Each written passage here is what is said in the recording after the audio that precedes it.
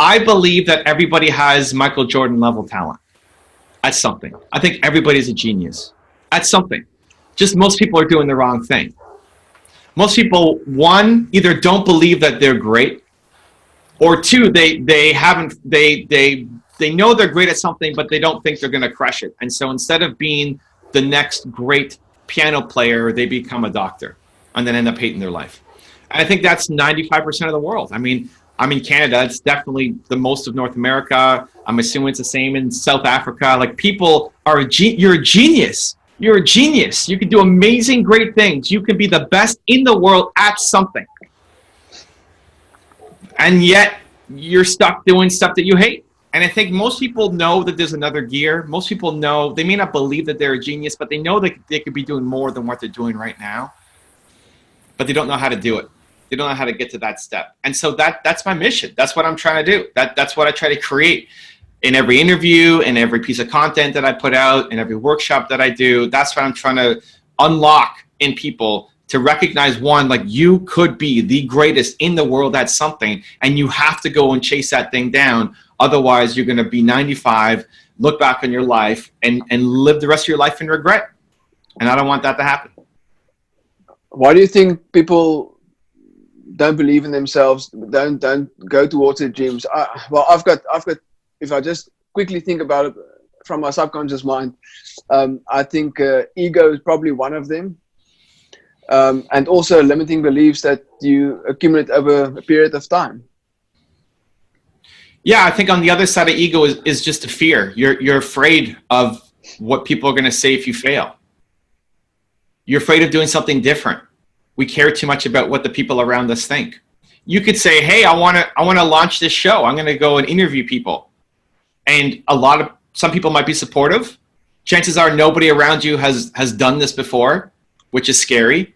And there'd be other people who would look at it and say, what? You're not going to, who do you think you are? You can't do that. You're in South Africa. You think you're going to get these people to come on your show? And then that makes it really hard. It's hard to then go and create something amazing when everybody in your life is telling you that you can't. Or even if they are supportive, they don't know how to help you because they've never done it. And so that makes it difficult. You're afraid of failing in front of people. We're not afraid of failing. We're afraid of failing in front of people, right? You'll sing in the shower, but you won't sing on the street corner because of judgment. And so learning to attack that judgment, learning to attack that fear. Whenever I have a test, the heartbeat test, whenever your heart's going like this, boom, boom, boom, boom, boom, boom, boom, you have to do it. Whatever that thing is, you have to do it. Even if it fails, great, expect to fail. Like, expect to fail, expect to suck at the beginning. It doesn't mean you suck as a human. It just means you haven't developed the skills yet, right? So how do you get the skills? You practice. Like, your first show better have sucked, right? And sure. If it doesn't suck, then you wasted time. Like, you should have started 5 years ago. If your first episode was fire, you should have started 5 years ago. So people expect to be great from the beginning, and then when they're not great, they feel like they suck, and so they stop, and then they stay inside their comfort zone forever. Where I say, expect to suck. Expect it. Like, if you're going to go off and give some speech, you're going to do a TEDx talk, and you're terrified of TEDx talks. You're terrified of doing public speaking. And then here you are on the TEDx stage, and you decided to go for it. And you get on stage, you stand on that red circle, and you just vomit everywhere and walk off stage. I'm pumped for you. Like, that's the best. Because you got up and you did it. Like, you did the thing that you were scared to do. I don't care about the results. When you tie your self-worth to the results, you lose. That means you play small for life, because you're only going to do things where you know you're going to get a result. But if you tie your self-worth to the effort that you went up and you did the scary thing, if you keep getting up and doing the scary thing, you will eventually get insane results. And so I think we have it all backwards. I think people, again, only value the results. And so then you stay within this really narrow band that's called your comfort zone, and you're too afraid to bounce out of it.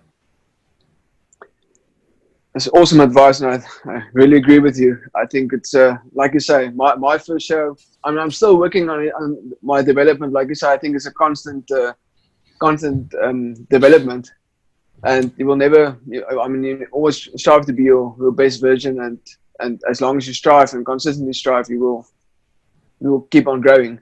But your first shows, and even if you go to big influencers like yourself and like a lot of other big influencers, if you go look at the first videos on YouTube and the first content that I've created, I mean, you can see everybody, all of those has developed a lot.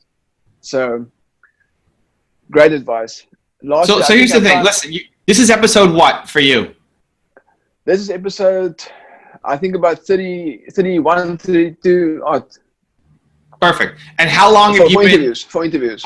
How long? Awesome. How long was it that you were thinking about asking me on before you actually asked me on? I took actually, and I mean, I resonated with what you just said, because the first year I contacted people I know and people I'm comfortable with, not really out of my comfort zone.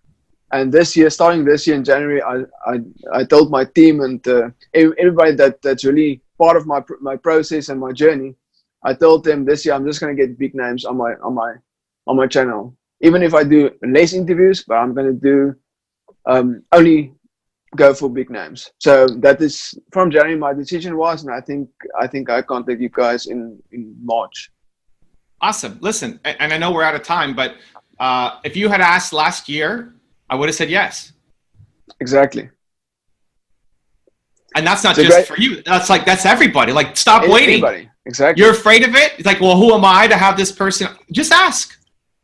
Be proud of your effort. Somebody may say, forget, who are you? Who are you to think of? Ask me on, right? Like, you may get that. Most people are going to ignore you. Some people will say yes, and some people may be rude. Awesome. Are you proud of your effort? Yes. Keep going.